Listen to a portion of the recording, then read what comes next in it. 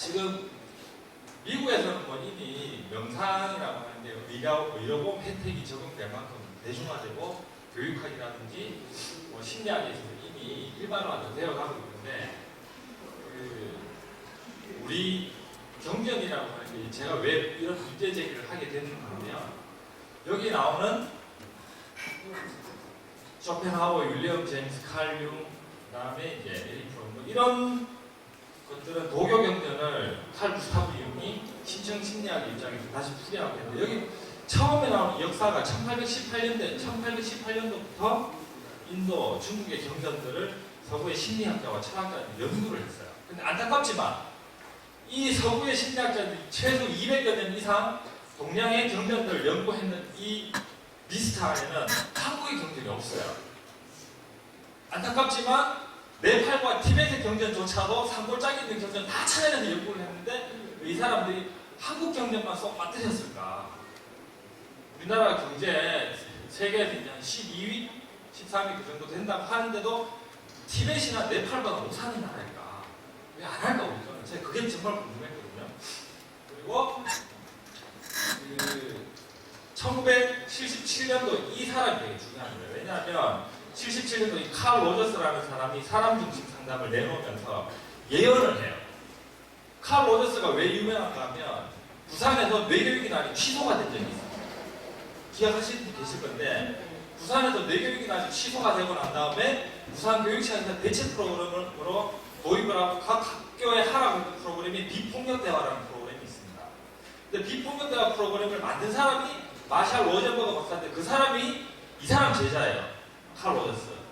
그리고 여러분들이 나전달 꼭 아시죠? 아이메시지. 그 아이메시지를 만든 사람이 토마스 고든인데 토마스 고든이 누구 제자인가 하면 칼 로저스 제자예요. 그리고 여러분들이 알고 있는 감정 코칭 아실 겁니다. 감정 코칭 이론을 만든 사람이 존 가트맨이 하임 기노트 이론을 받아들였습니다. 하임 기노트가 사실은 이스라엘 교육부 자문위원이었는데 이 하임 기노트하고도 칼 로저스하고도 친분이 있어요. 근데 이 칼 로저스가 죽으면서 내가 죽고 난 다음에 이 세상에 진동, 우리 눈에 보이는 이 현실이 실제 하는 게 아니라 진동일 뿐이고 우리 뇌가 인식하는 대로 현실을 인식할 뿐이다. 그래서 진실을 알려주는 사람들이 나타나서 뇌와 진동의 세상에 입각한 교육 패러다임을 가진 사람들이 나타나서 이 세상을 바꿔줄 것이다 라고 하고 죽었어요. 네, 박수 부탁드립니다. 근데 문제는 이 스승이 이렇게 말하고 죽었는데 제자인 마샬 박사하고 토마스 고든이 그 말귀를 알아듣고 자기들의 의사소통 이론을 그걸 넣었을까요? 안 넣었어요. 자, 그걸 보고 안 넣은 거는 우리가 하라고 남겨놨구나. 근데 좀 힘들었어요. 왜냐하면 의사소통 이론을 만든다는 거는 유대인들 중에서도 천재급 되는 사람이 20살 때부터 심리학 전공한 사람이 30년 이상을 붙들고 있어야 할 수가 있어요. 제가 생각해보면 할 수 있겠다라고 했던 우리한테 우리 경전이 있었거든요. 서양의 사람들이 찾아 헤맬 때 힘든 이유는 자기들이 가고자 하는 목적지가 어딘지를 보여주는 게 없어요. 30년 이상 연구하다가 나중에 동양의 경전에서 답을 찾았는데 저는 경전에서 시작을 해야 되겠다. 어디건 우리 걸로. 그렇게 해서 유럽의 이론에 동양의 경전 이론을 접목시킨 200년 이상의 역사에서 우리 것이 없다는 걸 알고 그럼 차라리 잘 됐다. 감사한 일이다. 그리고 한 가지 우리가 1975년도하고 1982년도라는 이 숫자를 기억할 필요가 있는 게 1975년도에 브리초프 카프라 박사의 현대 물리학과 동양 사상이 전 세계적인 히트 베스트셀러가 됩니다. 1975년도에 대중들에게 브리초프 카프라 박사의 현대 물리학과 동양 사상이 세계적인 베스트셀러가 되면서 서구의 석학들 일제히 앞으로 다가올 미래는 중국의 도교 사상, 중국의 음양 오행 사상이 서구가 처해 있는 물질 문명의 대안이 될 것이다. 정말 열광을 합니다. 근데 75년도에 이렇게 열광을 다 했는데 나중에 중국이 잘 되면 잘 될수록 중국이 1% 발전하면 국제사회 위기가 30% 증가한다라고 해서 이화여대 진덕규 교수님 워럭 중에서 굉장히 유명한 말입니다. 그리고 사실은 뭐 이거 앞에서 많이 하셨던 것들이기 때문에 좀 다른 것들인데 제가 볼 때는 그러면 이 사람들이 왜 예측을 제대로 하지 못했는가? 그리고 고대 이래로 중국이 발전할수록 주변국들이 피해를 입는 일들이 많이 있어요. 요거는 앞에 그냥 오행이론하고 구수 5종론 전 세계가 9개 중에 우리는 중앙이고 나머지는 주변국들이다. 그렇게 해서 주변국들을 침탈하고 문화적으로 지배하는 사상적 기반이 그냥 오행이 되었기 때문에 중국의 사상은 정치 철학과 통치 철학으로서 한계를 지을 수밖에 없다. 저는 그렇게 보고 논문을 그렇게 적었습니다. 아무튼 그리고 인도와 일본은 어떠한가 이렇게 했는데 의사소통 이론과 유대인이라는 측면에 있어서 요거는 조금 이제 뇌교육을 현장에서 하시는 분들이 많이 오셨기 때문에 족보를 대충 이렇게 정리를 하자면 1902년도에 지금도 프로이트가 정신분석학을 내었습니다. 근데 이 사람 유대인입니다. 프로이트가 유대인이었기 때문에 당시에는 유대인들이 대학에서 교수로 임용도 잘 되지 않고 힘들었는데 이걸 도와준 사람이 칼 구스타프 융이었어요. 그 다음에 알프레드 아들러 개인심리학, 이 사람도 유대인입니다. 아들러 개인심리학이 유명한 이유, 여러분 성공하는 사람들 7가지 습관 스티브 코비 들어보셨어요? 그 사람이 드레이커스 이론을 갖고 왔는데 이 드레이커스가 아들러 이론을 미국에 갖고 와서 만들었으니까 아들러 같은 경우는 여러분들이 알고 있는 실존 철학과 자기개발 이론의 아버지라고 보시면 돼요. 이 사람도 유대인입니다. 그 다음에 에릭 에릭슨. 이 사람은 아까 한승 이 사람 말고 수우족이 있어요. 인디안 수우족. 그리고 서양의 문명 속에서는 인간이 정상적인 발달 단계를 밟는다는 걸 찾아내기가 거의 불가능하다. 그래서 그걸 빼묻지 않고 원래 본성이 가장 살아나 있는 형태로 삶을 살아가는 족속들을 내가 찾아야 되겠다라고 해서 에릭슨이 어딜 찾아갔냐면 수우족을 찾아갔어요. 수우족을 찾아가고 그 속에 있는 전선 문화를 통해서 이제 그 발달심리 8단계로 정립을 시켰는데 이거 전 세계적으로 학교에 있는 선생님들과 대학 교수들이 가장 많이 차용하는 발달심리 이론입니다. 이 사람도 덴마크의 유대인이고 밑에 칼 로저스, 아브라함 메슬로우, 하이먼 존 같은 마샬, 안토니오 다바지오 유엔에서 뇌교육 컨퍼런스 할 때 총장이 옆에 오른쪽에 앉아 계신 분이 다바지오고 왼쪽이 질 텔러 박사, 다바지오 박사 오른쪽에는 또 이제 조지 블루드 박사 이렇게 앉아 있는데 이제 다바지오 박사도 마찬가지고 사람들은 현장에 가면 교사들이나 많은 사람들이 그래요. 유대인들이 정말로 뭐라 자부심 이론을 잘 만든다면 저는 제가 부정적으로 삐뚤어져서 그런 게 아니라 제가 물어보는 게 있어요. 인간 심리를 저렇게 잘하는데 왜 옆에 있는 팔레스타인 사람 왜 그렇게 학살을 많이 하냐. 아니, 좋다는 게 그 사람도 좋고 나도 좋아야 되는데 꽁대하고 살아야 되는데 옆에 애기가 폭탄 터뜨려서 다 죽여버리고 음양 오행이고 좋아라고 해놓고 주변국들 중국도 마찬가지고 이거는 개인적인 삶의 철학은 모르겠지만 정치 철학과 통치 철학이라는 측면에 있어가지고는 그리고 의사소통에 사회적으로까지 확대가 된다는 측면에서는 좀 한계가 있지 않는가 저는 그렇게 문제제기를 합니다.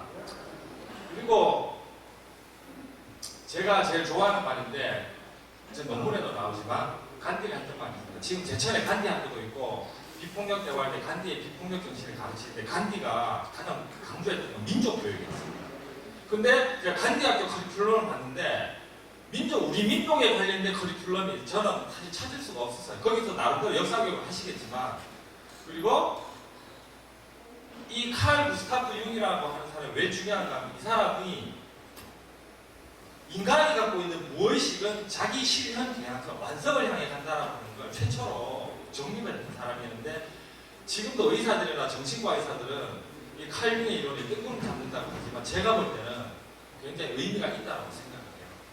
그리고 융은 사람들이 굉장히 중요한 말입니다. 유럽인들이 자신의 토대를 버리고 고향이 없는 해적들처럼 낯선 해안에 정착한다면 유럽인들이 뭔가 융합할 때는 유럽 고유의 정신을 버려서는 안 된다. 이건 동양인들이 뭔가 하려면 자기 거 버리지 마라. 간디가 남의 거 영국 거 좋다고 받아들인다고 하면서 내 집에 고기가 뽑혀서는 안 된다. 똑같은 이야기거든요. 만약에 우리가 심리학이나 의사소통 이론을 개발하고자 한다면 지금 학교 현장에 가보면 학교 현장에서 학교폭력 예방한다고 행해지고 있는 의사소통 이론 중에 90% 아니라 100%가 다 외국에서 들어옵니다.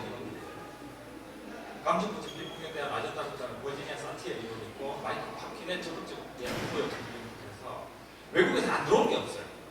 의사소통 이론 중에서. 그러면 의사소통 이론의 핵심은 자기 이해를 통해서 상대를 이해하자라고 이야기를 하는데 그럼 자기 이해, 집단적인 자기 이해는 민족과 자기 이해인데 우리 민족에 관한 거는 없고 외국의 이론이 좋으니까 갖다 써가지고 이렇게 하자. 그리고 심리학에서는 자기 정체성 부정 또는 이제 집단 결핍감 이런 식으로 이야기를 합니다. 그렇다면 우리는 어떻게 가야 되는가? 현재 이제 뇌교육 이론에 보면은 제가 총장님께서 이론을 갖다 쓰실 때 항상 봤던 게 첫 번째는 중심, 우리 경전에 있는 게 어떻게 연결시킬 수 있는가에 관해 끊임없이 고민하셨던 거. 그래서 여러분이 알고 계신 데이비 호킨스 박사의 의식 레벨 이론을 천부경의 지나침도 9단계로만 융합했던 거. 그 다음에 3.1신고 강제 인해하고 3단전 이론, 정축기장신명, 앞에 말씀하셨던 천지, 그 다음에 정보, 진료, 에너지를 폴 맥린의 뇌 3천구조 이론인데, 이 폴 맥린의 뇌 3천구조 이론은 사람들이 뭐 얼마 안 된지 아시지만 사실은 1952년에서 56년도에 이미 정립이 된 이론이기 때문에 굉장히 오래된 이론입니다. 근데 우리나라 의사들하고 학자들이 조금 저는 사과를 받아내고 싶었어요. 처음에 이 총장님이 저걸 들고 나왔을 때 서구 학자들처럼 뇌를 지나치게 단순화한다고 비판을 막 하다가 뇌를 지나치게 단순화한다. 저 이성은이라는 사람이 뇌를 뭘 한다고 저렇게 하다가 나중에 되니까 자기들도 같았어요. 그러면 우리가 몰랐는데 저걸 처음에 갖고 들어와서 비난을 했으면 미안하다라고 사과라고 한마디 하는 게 저는 예전이라고 생각하는데 그런 거 없습니다. 그래서 일단은 그런 거 기대할 거 없고 저는 그래서 일단 뇌관을 깨우고 3천구조 이론을 써긴 쓰는데 이 안에 천진이라는 정보에 관련된 걸 접목을 합니다. 그 다음에 지감과 뇌신경 생략 행동 이론을 접목을 하는 데 있어서 이게 지금 저는 조금 이제 의견이 있는데 3일 신고에서 지감, 조식, 분촉 이렇게 할 때 지감이 제일 먼저 나오는 데에 관해서 이게 무슨 의미를 저는 잘 몰랐어요. 근데 감은 우리나라에서는 감정을 6가지로 분류하고 감정에 따른 몸의 느낌이 있고 느낌에 따른 자극이 있고 이제 그런 식으로 접근하는데 98년도에 사실은 어떤 상황을 인지할 때 편도, 감정을 주관하는 편도가 가장 먼저 반응을 한다는 게 98년도 논문에 이렇게 밝혀졌습니다. 사실은. 그래서 지금은 어떤 상대방의 표정이 이 사람이 무슨 일 때문에 저 표정을 짓고 있는지 머리로는 알지 못하지만 뇌에서는 무의식적으로 편도가 이제 같이 반응을 하기 때문에 이제 감정이 가장 먼저 반응한다는 건 이제 요즘은 일반화된 거죠, 사실은. 그래서 신비신 요소에 지금 우리가 이제 뇌체조 같은 거 막 엇갈려서 하고 이렇게 하는데 학습근육 이론하고 융합을 해서 쓰고 있긴 하지만 여기에 이제 서양 사람들은 좀 독특하게 헬스클럽 가면 런닝머신 이렇게 뛰면서 신문이나 TV를 보는 사람들이 있어요. 그러니까 내 의식은 신문이나 TV에 가 있는데 몸만 움직이면 다음날 운동 된다 이렇게 생각하고 있다가 요즘은 점점 의식이 몸에 인바디드 이러는 거예요. 의식이 몸으로 와서 그냥 이거 안 하고 운동을 할 때 몸에만 집중해야 된다. 근데 우리가 뇌체조 이론을 할 때 제일 중요하게 생각했던 게 이제 뇌체조의 3요소를 의식, 동작, 호흡의 3요소로 해서 의식이 몸에 와 있어야 된다는 걸 이미 그걸 통해서 뇌체조를 같이 썼기 때문에 좀 달라요, 사실은.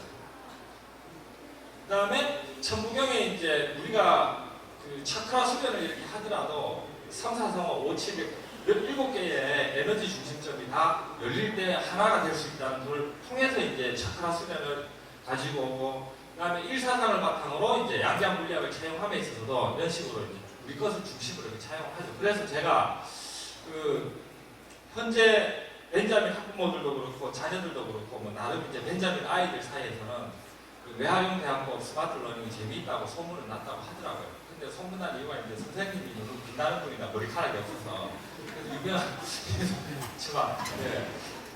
저는 일단은 10% 해야 된다고 생각했습니다. 제가 이야기하는 뇌활용대학법은 뇌 영점 상태에서 자신과 상대방의 에너지를 연결하는 대학법. 이게 뇌활용대학법의 핵심 개념입니다. 그리고 이것의 핵심 개념을 중심으로 4단계로 진행을 하게 되는데 먼저 전체를 아우르는 원리는 1과 연결입니다. 왜냐하면 1과 연결이라고 하는 개념은 요거는 여러분들이 혹시 스마트폰을 갖고 오시면 이걸 찍어 놓으면 좋죠. 앞으로 올 시대에 우리가 해야 할 가장 중요한 행위는 모든 것을 연결시키는 것 이렇게 해서 신경생리학적이고 감정적이고 사회 경제적인 부분에 있어서 연결이라고 하는 핵심 트렌드다.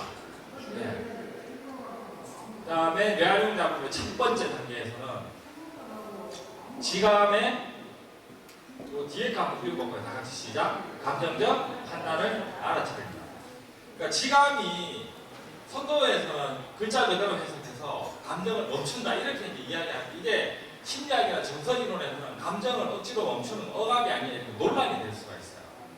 근데 이제 감자를 그 한문으로 풀이를 하면 이게 마음 심자가 있고 이게 포함한 한자입니다. 마음에서 일어나는 모든 작용을 포함한다 해서 진성은 무선악하니 상처를 통한다. 참된 모성은 선악으로 판단하지 않는다.